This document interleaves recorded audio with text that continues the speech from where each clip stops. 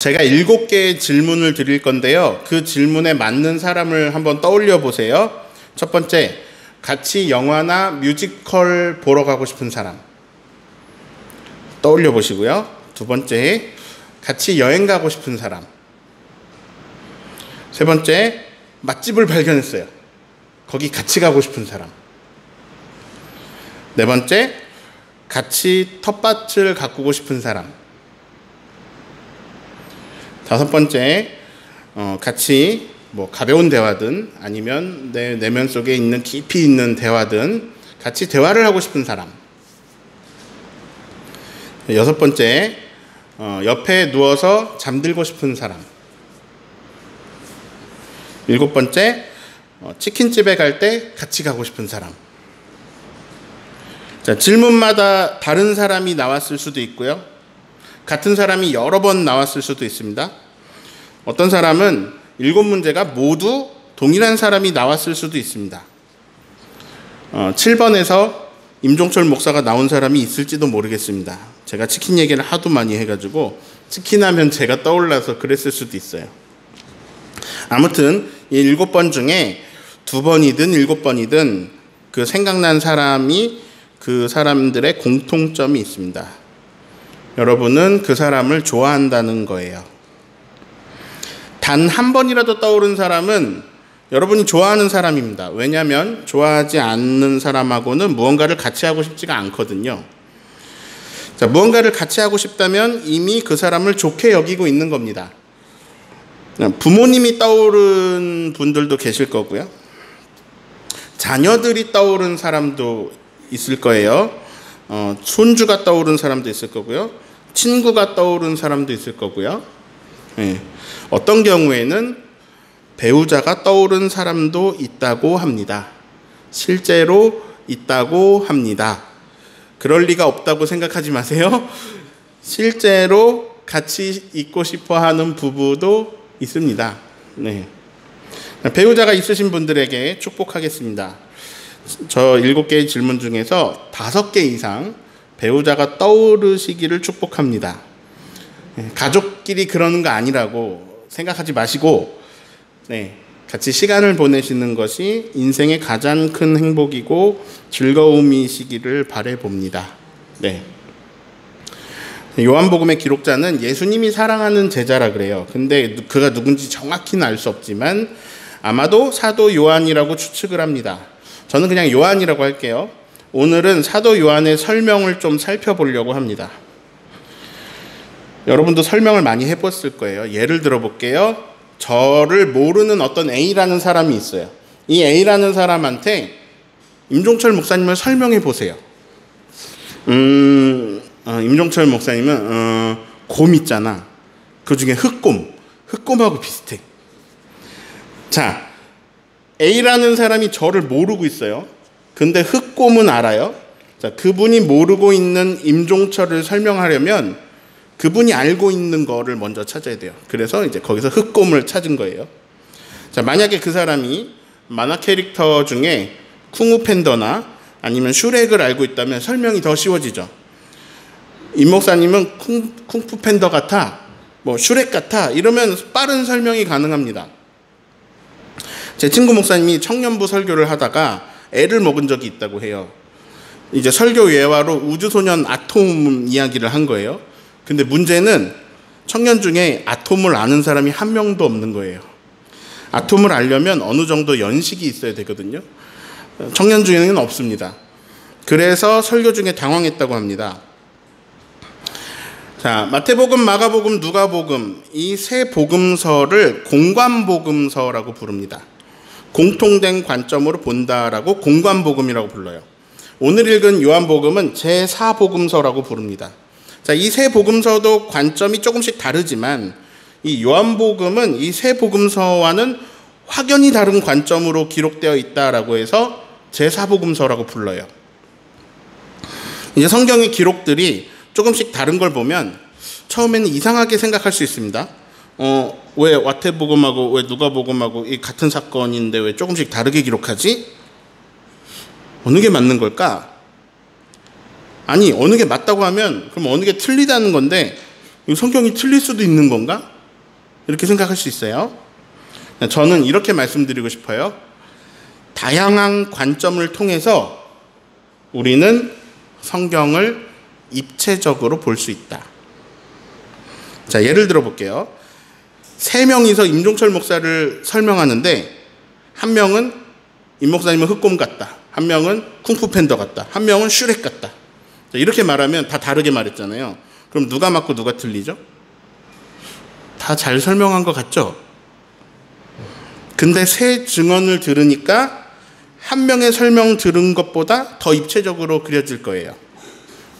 하지만 자, 이 설명들을 들었을 때 조인성이 떠올라요, 안 떠올라요? 안 떠오르죠? 안 떠오릅니다. 놀랍죠? 저를 한 번도 보지 못한 사람이 저에 대한 설명만 들었지만 조인성이 떠오르지는 않는다는 거예요. 그러니까 성경의 다양한 증언들이 엉뚱하게 다른 것을 생각하게 하진 않아요. 입체적으로 볼 수 있는 거죠. 요한복음이 없었다면 큰일 날 뻔했어요. 왜냐하면 우리가 예수님의 굉장히 중요한 측면을 알지 못할 뻔했어요. 다른 세 복음서에 의하면요, 예수님은 하나님의 아들이시고 메시아라는 것을 알게 됩니다. 그런데 요한복음을 읽으면요, 예수님은 하나님의 아들이시고 메시아라는 것을 알게 됩니다. 뭐가 다르죠? 뭐가 다르죠? 아니, 상당히 달라지는 게 있어요. 요한복음을 통해서요, 우리는 예수님이 하나님의 아들이시면서 하나님이시라는 것을 알게 됩니다. 예수님이 자기 자신을 뭐라고 많이 부르셨냐면 인자라고 부르셨어요. 인자는 이렇게 하셨어요. 그게 나는 이런 뜻인데요. 근데 그 나는 하실 때 인자가 한자예요. 사람의 아들이에요. 그러니까 사람의 아들은 이렇게 말한 거예요. 그러니까 나는 사람의 아들이고 사람이다, 이런 얘기예요. 그러니까 사람이 계속 강조되는 거예요. 그래서 새 복음서를 읽으면 예수님은 사람이시지만 하나님의 아들이시구나, 우리한테 이렇게 인식될 수 있어요. 그런데 요한복음은 우리에게 예수님에 대한 입체감을 더해줍니다. 요한복음을 읽으면 이것까지 더 알게 됩니다. 하나님이시지만 하나님의 아들이시구나. 자, 요한이 우리한테 예수님을 알려주고 싶은 거예요. 설명해주고 싶어요. 자기가 따라다녔던 예수님, 자기가 직접 봤던 부활하신 예수님, 우리한테 알려주고 싶어요. 근데 하나님이 요한한테 알려주신 게 있거든요. 예수님 그분이 하나님이시고 하나님의 본체시라는 걸 알려주셨어요. 예수님은 하나님의 아들로 오신 하나님이시고요, 사람으로 오신 하나님이시라는 걸 요한이 알게 되었어요. 자, 요한이 이걸 다른 사람들한테 알려줘야겠어요. 그래서 어떻게 하면 예수님을 잘 설명할 수 있을까 해가지고 찾은 개념이 로고스예요. 자, 로고스는 우리말 성경으로는 말씀으로 번역이 되어 있습니다. 그래서 태초에 말씀이 계셨다, 말씀이 육신이 되셨다, 이렇게 하잖아요. 이걸 우리가 들으면요, 읽으면 잘못 생각할 수 있어요. 요한이 쓴 거랑은 다르게 생각하게 됩니다. 왜냐하면 우리는 말씀이 계셨다 이렇게 할 때 우리는 말씀할 때 성경 말씀이 떠오르는 경우가 많아요. 그래서 태초부터 성경 말씀이 있었는데 성경 말씀이 육신이 되셨다 이렇게 생각할 수도 있어요. 근데 그런 뜻이 아니에요. 자, 로고스의 단어 뜻만 보면 말, 이야기, 어구, 이런 연설, 이런 뜻이거든요. 그러니까 태초에 말씀이 계셨다, 이건 훌륭한 번역이에요. 잘못된 번역이 아니에요. 근데 다만 우리가 그걸 읽으면서 오해할 수 있어요. 왜냐하면 로고스는 훨씬 더 방대한 의미와 뜻을 가지고 있어요. 근데 이거는요, 1세기 사람들만 알 수 있어요. 육지 사람들한테 배지근하다라고 하면은 육지 사람들은 그 느낌을 알 수가 없어요. 우리는 1세기 사람들이 아니기 때문에 우리 로고스에 대해서 설명을 들어도 이 로고스가 주는 느낌을 알 수가 없어요. 자, 로고스는 이제 말, 이야기 이런 거 외에 이성, 어떤 논리 이런 뜻도 강하고요. 어떤 그 모든 사물에 대한 설명, 아니면 그 모든 만물의 근거, 근원, 이런 느낌이 또 강하게 있습니다. 그러니까 그리고 만물을 지배하는 어떤 굉장히 초월적인 힘이라든지 아니면 모든 것을 꿰뚫어 이해하는 이해, 지혜, 이런 거기도 해요. 근데 요한은 이 로고스에 대해서 설명하고 싶었던 게 아니에요. 예수님에 대해서 설명하고 싶은데 예수님을 설명하려다 보니까 그 당시 독자들이 알고 있는 로고스를 선택해서 설명하면 그 뜻이 잘 전달되니까 로고스를 사용하게 된 거예요. 근데 문제는요, 이제 그 요한복음을 읽는 우리는 로고스에 대해 몰라요. 저는 로고스에 대해서 이렇게 이해했습니다. 온 세상 모든 만물의 근원, 그러니까 즉 하나님. 네, 저는 한국말로 조합한 단어로는 이 말이 가장 와닿았는데요. 이 표현인데요. 폴틸리라는 신학자가 써서 유명해진 표현이 있습니다. 궁극적인 실제. 궁극적으로 존재하시는 어떤 실제, 만유의 주제, 즉 하나님. 그러니까 이제 로고스가 하나님. 그래서 저는 그냥 우리말로 하나님이라고 하면 제일 쉬운 것 같아요.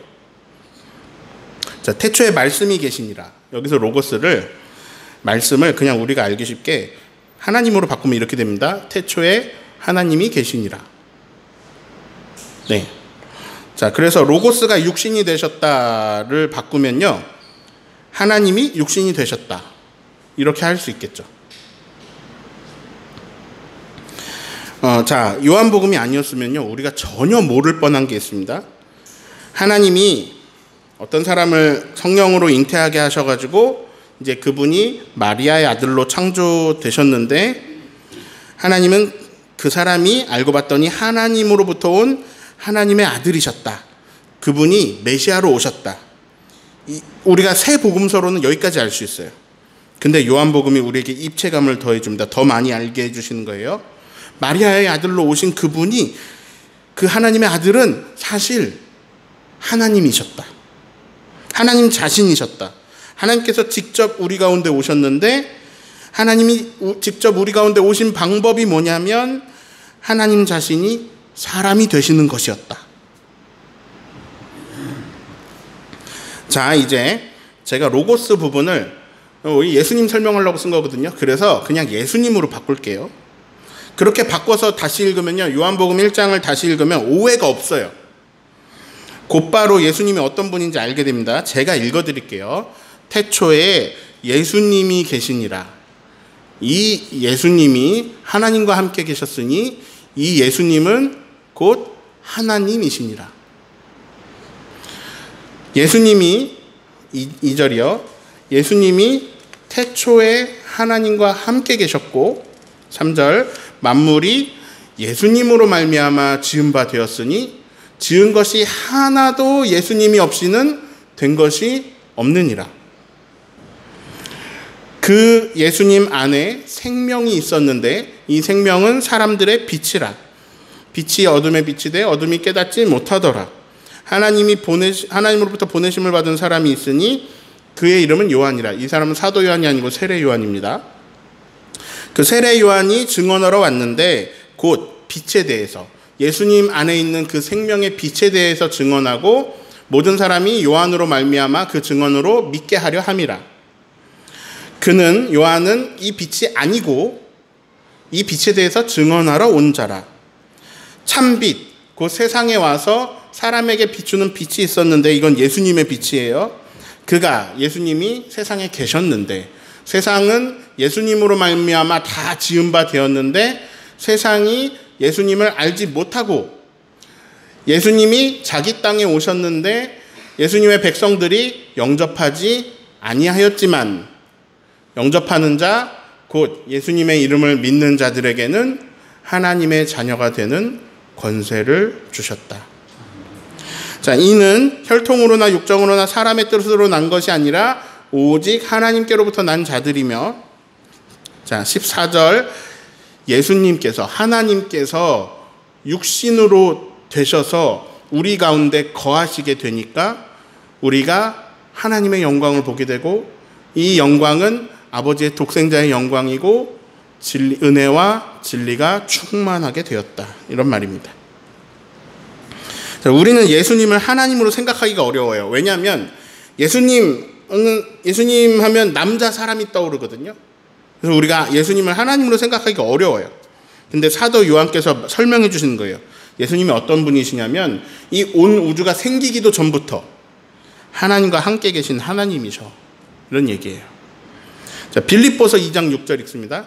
그는 근본 하나님의 본체시나 하나님과 동등됨을 취할 것으로 여기지 아니하시고. 예수님은 하나님이시고 그가 근본 하나님의 본체시고 하나님과 동등하신 분인데 하나님과 동등됨을 취할 것으로 여기지 아니하신다. 순종하셨다. 죽기까지. 이게 이제 바울의 증언이거든요. 근데 바울의 증언에도 예수님은 하나님이시네요. 그러니까 예수님은 창조주시고 신이신데 어떤 현상으로 나타나셨냐면 남자 사람으로 우리 가운데 나타나셨다는 거예요. 자, 이제 오늘 제가 진짜 전하고 싶은 메시지를 전할게요. 그러면 대체 왜 하나님께서 예수님이 되셔서 우리 가운데 오셨을까요? 여기가 중요해요. 왜 예수님이 오셨냐고요? 교회 오래 다니신 분들은 대답이 이렇게 나올 거예요. 우리를 구원하시기 위해서. 교리를 배우신 분들은 이렇게 생각이 드실 거예요. 우리를 구원하시기 위해서.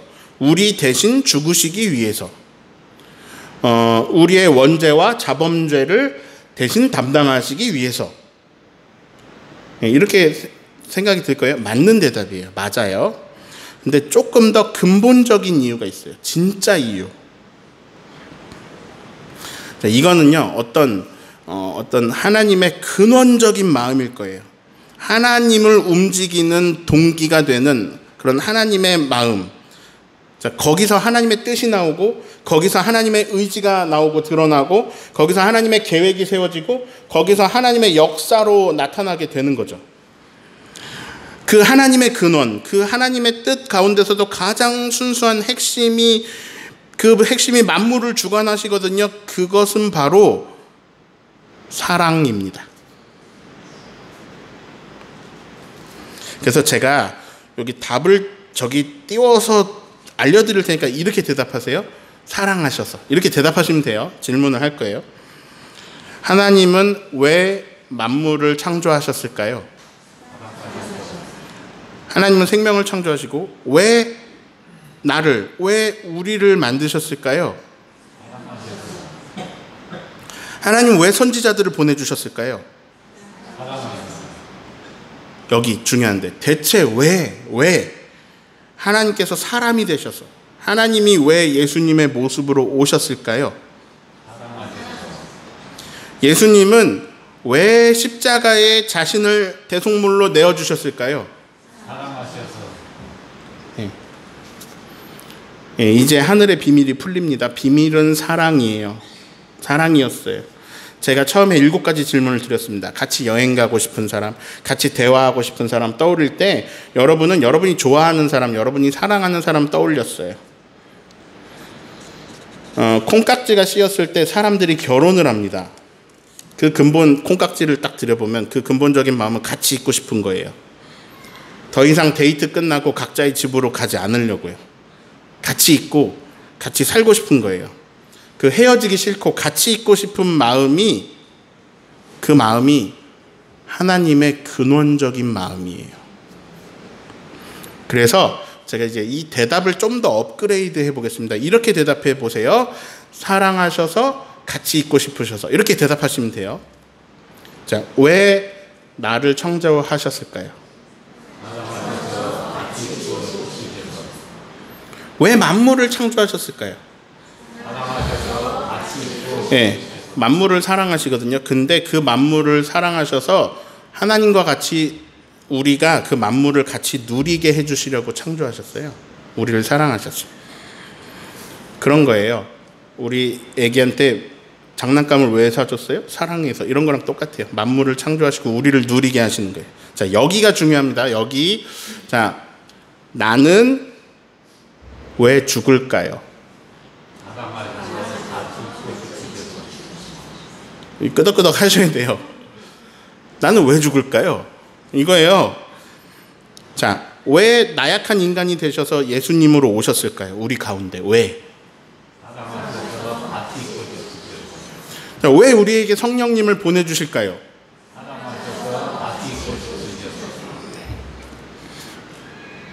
오늘 설교 제목은 우리 가운데입니다. 전라도 말 좀 빌려서 써볼게요. 하나님이 뭐더러? 뭐달라고 하나님이 우리 가운데 오시냐고요? 뭐더러? 뭐달라고? 전지전능하신 하나님이 시공간의 제약을 받는 인간이 되신다는 거는요, 엄청난 다운그레이드예요. 레벨을 아주 많이 낮추시는 거예요. 자, 축구선수 메시가요, 동네 꼬마들 막 축구하는 게 예뻐가지고 귀엽고 그래가지고 축구를 같이 해본다고 할게요. 그러면 메시가 일부러 막 그 꼬마들 사이에서 축구를 잘 못할 수는 있어요. 근데 메시한테 너 얘네들하고 축구하려면은 너의 모든 축구 능력을 다 버리고 그동안 받았던 모든 연봉을 다 반납하고 얘네랑 정말 똑같은 실력이 되어야 돼 라고 하면 메시가 자기 축구 실력을 포기할 수 있을까요? 반납할 수 있을까요? 이거는요, 인간 대 인간으로도 자기 능력 포기 못해요. 다운그레이드 못한다고요. 고양이를 정말 너무 사랑해서 고양이랑 지내려면 고양이가 돼야 돼. 사람을 포기해야 돼. 그럼 고양이가 될 수 있을까요? 이거는요, 피조물과 피조물로도 나된 것을 포기할 수 없어요. 다운그레이드는 안 되는 거예요. 근데 어떻게 하나님이 사람이 돼요? 어떻게 창조주가 그 간극을 뚫고 피조물이 되냐고요. 근데 그렇게 하셨다는 거예요. 왜? 왜? 아까 대답했어요. 뭐라고요? 하나님이 세상을 이처럼 어떻게 하사? 사랑하사. 독생자를 주셨으니. 왜 독생자를 주셨다고요? 사랑하사. 창조주께서 독생자라는 형식으로 왜 오셨다고요? 사랑하사. 그래서 결국 주신 게 뭐냐면 영생이에요. 독생자로 오셔서 주시는 게 영생이에요.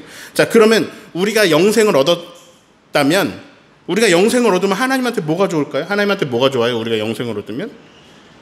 자, 계속 말씀드리고 있습니다.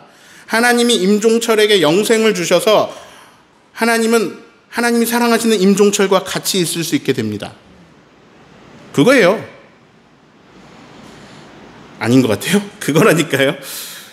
이게 핵심이에요. 여러분, 하나님이 이렇게 모든 우리가 알고 있는 구원사, 하나님이 다 이렇게 하시는 이유예요. 제가 뭐 별짓을 다 해도 하나님 나라는 결국 온전하게 완성된다고 했죠. 결론이 그거밖에 없어요. 왜냐하면 하나님 그렇게 하시니까요. 그게 하나님 뜻이에요. 그래서 이거는 주인이 그렇게 하시면 그렇게 되는 거예요. 근데 왜 그러느냐가 중요해요. 왜? 사랑하셔서 같이 있고 싶으셔서 그렇게 하십니다. 하나님이 인간으로 오셨어요. 그게 오늘 말씀이에요. 왜 오셨다고요? 사랑하셔서 같이 있고 싶으셔서 우리 가운데 오시는 거예요. 자, 친구 따라 어디 간다? 자, 친구 잘 두면 어디 가요? 내가 만나는 사람이 중요해요. 만약에 내 친구가 자동차가 있다. 그럼 나는 자동차도 얻어 타고 하는 게 내 인생이 되잖아요. 누구 옆에 있느냐가 중요해요. 그러면 우리 가운데 하나님이 계시면, 그럼 우리 가운데 하나님이 계시면 어떤 일이 일어날까요? 자, 14절 같이 읽습니다. 말씀이 육신이 되어 우리 가운데 거하심에 우리가 그의 영광을 보니 아버지의 독생자의 영광이요 은혜와 진리가 충만하더라. 무슨 말이냐면요, 하나님께서 육신이 되어서 우리 가운데 오시고 거하시게 되니 우리가 뭘 하게 되냐면 우리가 하나님의 영광을 보게 된다는 거예요. 그랬더니 그분은 하나님의 영광을 우리 가운데 오셔서 보는데, 예수님에게서 우리는 아버지의 독생자의 영광을 보게 되고 은혜를 알게 되고 은혜와 진리가 충만하게, 진리로 충만하게 되는 거예요. 우리가. 사람은 사람의 영광을 가졌고요, 거북이는 거북이의 영광을 가졌고, 모기는 모기의 영광을 가졌어요. 영광의 크기는 다 달라요. 하나님이 육신이 되셔서 예수님으로 오셔서 우리 가운데 거하시면, 그러면 우리는 절대로 알 수 없었던, 다다를 수도 없는 하나님의 독생자의 영광을 보게 됩니다. 네, 하나님이 주인이십니다. 그리고 주인 뜻대로 다 됩니다. 하나님은 사랑이십니다. 그래서 결국은 다 사랑이 이루어집니다. 사랑하셔서 같이 있고 싶어 하세요. 이게 핵심이에요. 오늘 설교를 요약하면 이렇습니다. 하늘의 하나님이 땅의 예수님이 되셔서 우리 가운데 오셔서 우리와 함께 하셨다. 그랬더니 우리는 땅에서 하늘의 하나님의 영광을 보게 되었다. 자, 사랑하셔서 같이 있고 싶어 하시는지 이게 진짜인지 말씀 5구절만 같이 보겠습니다. 자, 예수님으로 오셨잖아요. 그래서 제자들을 부르시는데요. 그 1번 목적, 부르시는 1번 목적이 제가 빨간색으로 했습니다. 마가복음 3장 14절 읽어봅니다. 이에 12를 세우셨으니 이는 자기와 함께 있게 하시고 또 보내사 전도도 하시며 그 뒤에는 귀신 쫓는 능력도 내어주시고 이렇게 하는 거예요. 자, 예수님이 제자 부르신 1번, 자기와 함께 있게 하시려고. 자, 에베소서 2장에는요. 예수님을 죽음에서 일으키시는 하나님이 우리에게도 해주시는 일이 있는데요. 6절을 같이 읽습니다. 또 함께 일으키사 그리스도 예수 안에서 함께 하늘에 앉히시니. 예수님 부활하고 우리 일으키고 부활하고 하는 이 모든 게 하나님 왜 해주시는 거냐면 함께 하늘에 앉히시려고, 그냥 하늘에서 같이 지내시려고 한 거예요. 자, 예수님이 승천하시기 전에 명백하게 말씀하셨어요. 무엇을 위해 승천하신지 요한복음 14장 2, 3절 읽습니다. 내 아버지 집에 거할 곳이 많도다. 그렇지 않으면 너희에게 일렀으리라. 내가 너희를 위하여 거처를 예비하러 가노니 가서 너희를 위해서 거처를 예비하면 내가 다시 와서 너희를 내게로 영접해서 나 있는 곳에 너희도 있게 하리라. 예수님이 우리를 직접 영접해서 예수님 있는 곳에 우리도 있게 하신대요. 이게 예수님 목적이에요. 자, 데살로니가전서 4장 17절에는 예수님이 재림하시면 어떻게 되는지 나옵니다. 같이 읽습니다. 그 후에 우리 살아남은 자들도 그들과 함께 구름 속으로 끌어올려 공중에서 주를 영접하게 하시리니 그리하여 우리가 항상 주와 함께 있으리라. 이게 결론이고 목적이에요. 항상 주와 함께 있게 되는 것. 이게 하나님이 하시려고 하는 일이에요. 자, 그리고 이제 요한계시록 21장에는 새하늘 새 땅을 묘사하는 말씀이 나옵니다. 그 말씀의 핵심 3절을 같이 읽습니다. 내가 들으니 보좌에서 큰 음성이 나서 이르되 보라, 하나님의 장막이 사람들과 함께 있음에 하나님이 그들과 함께 계시리니 그들은 하나님의 백성이 되고 하나님은 친히 그들과 함께 계셔서. 새하늘 새 땅이 어떤 곳이냐? 결국 하나님과 함께 있는 거예요. 하나님과 우리가 함께 하는 거예요. 자, 정리합니다. 우리 가운데라고 설교 제목을 지었습니다. 이거는 광야에서도 그랬어요. 하나님이 이스라엘에게 광야에서 성막을 지어라 그러셨어요. 그리고 동서남북으로 4개의 진으로 12지파를 이렇게 장막을 치게 하셔서 그들 가운데 성막을 두고 그 한가운데 성막에서 그들 가운데서 구름으로 하나님의 영광을 나타내십니다. 그래서 그들은 광야에서 하나님의 영광을 봤어요. 하나님이 우리 가운데 계신 걸 봤어요. 하나님이 우리를 사랑하셔서 스스로 자신을 한없이 다운그레이드 하셔서 우리 가운데 오셨어요. 예수님으로 오셨어요. 그리고 우리는 그분에게서 독생자의 영광을 조금 맛보게 되었어요. 하나님이 이제 어떻게 하실 거냐면요, 우리를 업그레이드 시켜주십니다. 예수님이 부활하시잖아요. 그리고 그 부활하신 예수님의 몸을 우리에게 주세요. 그래서 우리는 업그레이드 돼요. 심지어 우리가 절대로 다다를 수 없는 하나님의 영광을 우리가 그 부활한 몸으로 함께 그 영광을 보면서 살게 해주실 거예요. 하나님 하고 싶은 게 그거거든요. 자, 사랑하셔서 같이 있으면서 가장 좋은 건 누리게 해주는 거예요. 그런데 이 세상에 가장 좋은 건 하나님의 영광보다 더 큰 건 없어요. 그거 누리게 해주시고 싶으신 게 우리를 향하신 하나님의 뜻입니다. 그리고 이 뜻은 이루어져 왔고요. 이루어지고 있고요. 때가 이르면 완벽하게 이루어집니다. 그래서 우리가 살든 죽든 아프든 가난하든 우리는 하나님과 함께 하나님의 영광을 보면서 영원을 누리게 됩니다. 우리 아버지 집에는 거할 곳이 많습니다. 오늘도 다양한 방법으로 우리 가운데 다가오심을 기억하면서 주님의 임재 안에서 기쁨으로 살아가시기를 예수님의 이름으로 축원합니다.